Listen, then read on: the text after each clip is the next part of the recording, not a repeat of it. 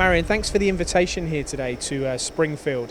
Tell us a little bit about the company name, because it is Springfield NE Limited, isn't it? Where did it come from? The kids decided to just pick the name Springfield, and we just thought, well, that'll just go with that. We didn't really have a name particular. We didn't want it to be specific to us as a family. We didn't want it specifically to what we intended to do with the business growth, because sometimes that narrows what kind of work you do. So we thought if we picked a random name, then there was nothing for direction. We could go in either direction that we wanted to do moving forward. And it's proved a good plan, because you started the company back in 2005. You've come a long way since then. For our audience, tell them what you actually do here. We build special purpose machines. We do a lot of bespoke, precision engineering. We can range from small washers right up to fully automated cells, which include robotics. What we actually do comes from concept through to design and manufacture, through to manufacturing, and then we do electrical installation, we do hydraulics, pneumatics, we do assembly, we do CE marking, and then we go on site, and if we have to install, then we'll do all that from the one team that I've got under the roof. And you're working out of 3 units here. Hopefully at some point you want to consolidate into one, because you've grown a lot, almost 20 staff here. Talk me through some of the solutions that you have created and what sort of industries they go into. Well, we've as the time's grown, we've had to grow because of customer demand. A lot of our customers have pushed us into growth, where we've tried to hold back a little bit till we were ready from a business point. Obviously, as a small business, you've got to be careful of cash flow, you've got to be careful of location, because a lot of the things that we do aren't on the market. So we have to have a lot of space around us to make sure that it's not in high public domain. So a customer could come to you with a problem. They need to get 50 cylinder heads through a section in an hour, and they need to check all the bores. They need to maybe put seals in them or something like that, and you would undertake that from start to finish. You'd work with a robotics supplier, you'd work with a software supplier, you'd put all that together and deliver it from here. We do our own software in-house, but obviously we'd have to buy, whether it be Siemens, the Mitsubishi, or Omron, or whatever. It sometimes depends on what the customer prefers in their company, because obviously they've got to ensure that their maintenance team can operate what we install. But what the beauty of this is that as a company, since you were founded, you have got to a point where you're not going to market saying, give me a drawing and I'll make you 500 of those. We can do that. We can do that, and as long as it's making money, I will do that. But you pride yourselves on the fact that a customer will come to you and say, I've got a problem.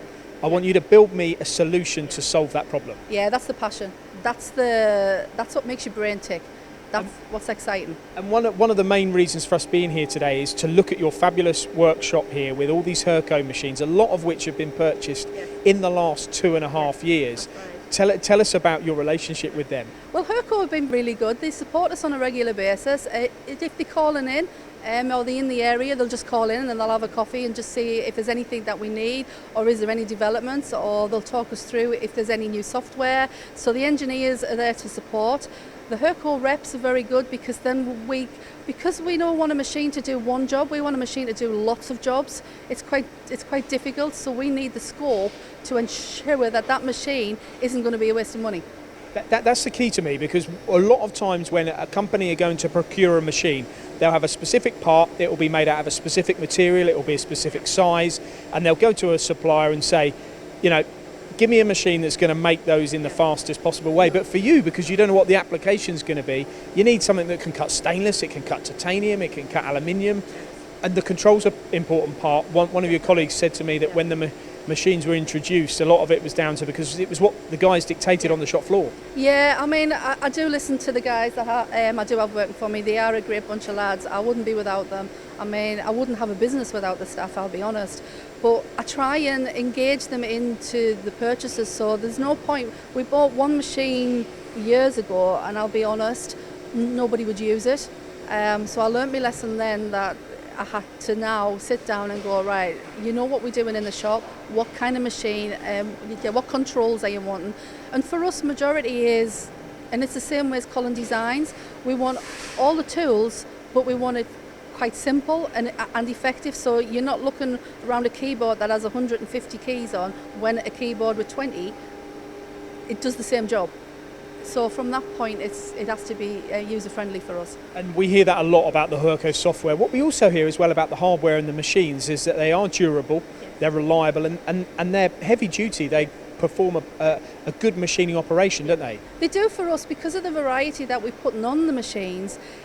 It's really nice that we have the scope that we can say, right, you know, from a small widget to doing a really long, put on a long plate. You know, it gives us that flexibility because I really don't know what job will come through that door in the next 5 minutes or in the next 3 weeks. So I need a machine that I can say, well, it's not going to make me loads of money because I'm not set up to do that part, but I've got the facilities and I can do it. And it's not just milling, you've got 2 turning machines as well. TM8 and I've got a TM10. Originally we wanted a TM6 and it was lucky that we didn't get it. It was held up in customs, so we decided to go for TM8, which again made Hurco smile because it was a bit more expensive. But it was a bigger machine for you. It was a bigger machine, but from then I've gone for TM10 as well, so it was a very good investment as well. I want to ask you about one of the machine purchases. You was last year, I believe last year, your husband came to you and said, because it's a husband and wife partnership here, came to you and said, what do you want for your anniversary? And what was your answer? Well, it was our 25th wedding anniversary. I didn't want a holiday because I love work and I just don't want to take time off. I didn't want no diamond rings because I'm working in a workshop. And the only thing I really wanted was a brand new machine. And he looked at me and said, really? And I went, well, I'm too young to retire, so make me more money, and then if I do decide I want a diamond ring, I'll have one twice as good. And then the machine came in here. But what I noticed is that there's another gap there now. So are we saying that at your next anniversary there's going to be another machine there? It might be before the next anniversary, but potentially yes. I have got marked up another machine. I haven't purchased one. I haven't said I'm going to buy one yet on paperwork. But yes, there is a gap on the floor already waiting for the machine that I've picked out for me. But whether Colin agrees with that is a different matter.